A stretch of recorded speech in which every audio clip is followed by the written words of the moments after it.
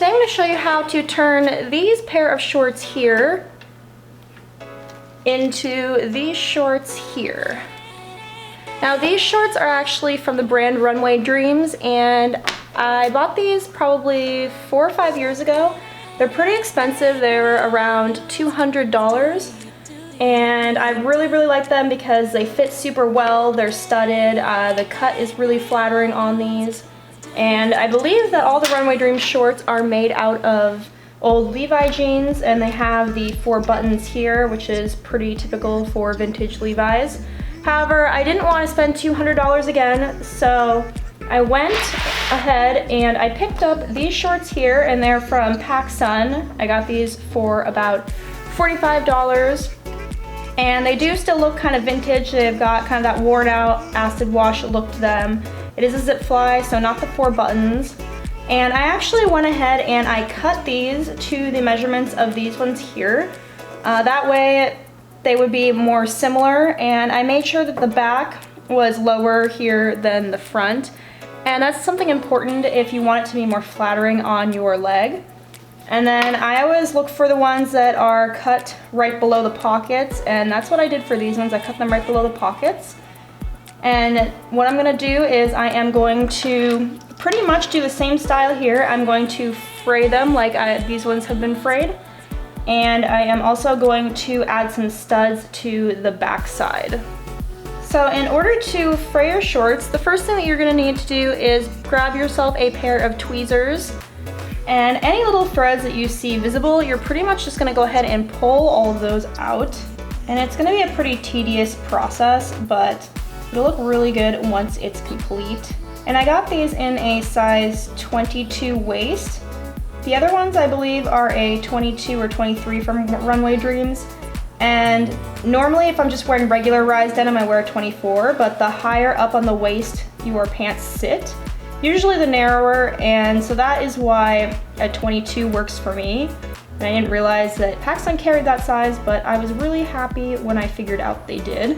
So that's important too if you're looking for some really high-waisted denim. Make sure that you're measuring your highest part of your waist, more so up around belly button area. Especially if you're gonna order the ones from Runwaydreamz, because they do not do returns. It is exchange only, and since they are shipping from, I believe, either Norway or Sweden, it can take you a while depending on where you're from. Start seeing the little white threads popping out, which you'll probably notice anyway if you cut it. You're just gonna go ahead and you're gonna take the tweezers and pull each individual thread, and you will see that those white threads are actually causing the denim to unravel. So you'll end up with something kind of like this, and depending on how excessive you want it, you can do more. I just wanted a little bit of a raw hem, nothing too crazy.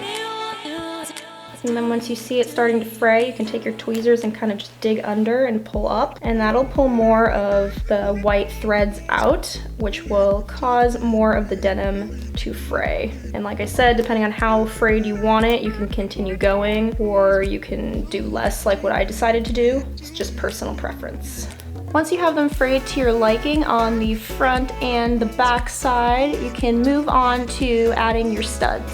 I picked up 2 packs of these silver studs from a fabric store, but you could probably order them online on Amazon as well. And I got 100 pieces total, although I really don't think I'll need that many, but I didn't want to be in a situation where I didn't have enough. So then you're just gonna figure out how you would want them to look on the shorts. Now, since the ones I have from Runwaydreamz are studded all the way down the left back side, I think I want to do something a little bit different, and I may just start with studding the pockets and see where we go from there. Now, when you take these out, they're kind of just that like pyramid shape with 4 little prongs on the back side which poke through the fabric, and then you bend them down. I'm just gonna lay them out and see how many I fit across before I start pinning them in.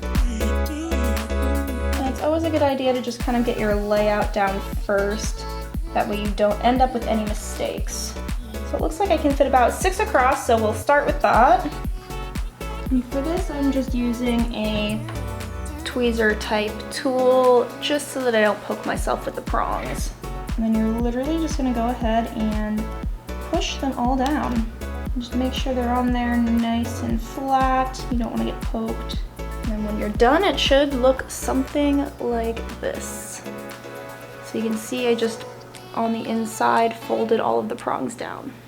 And then go ahead and just repeat that all the way across and all the way down until the entire pocket is covered. So I now have the first pocket complete, and I will say I used about all 50 studs. This was pretty much all that was left over, so there's like 10 or 12 there. So I will say you probably want to pick up 2 packs of studs. And then the other thing that I noticed that I wish I paid attention to before was these are made out of brass, so they may tarnish, so that means I'm probably not going to be able to put these through the washing machine. So try and find stainless steel if you can. And I'm just gonna go ahead and follow the exact same procedure as last time. So poking all the way through, and then just taking the prongs and folding down the back pieces.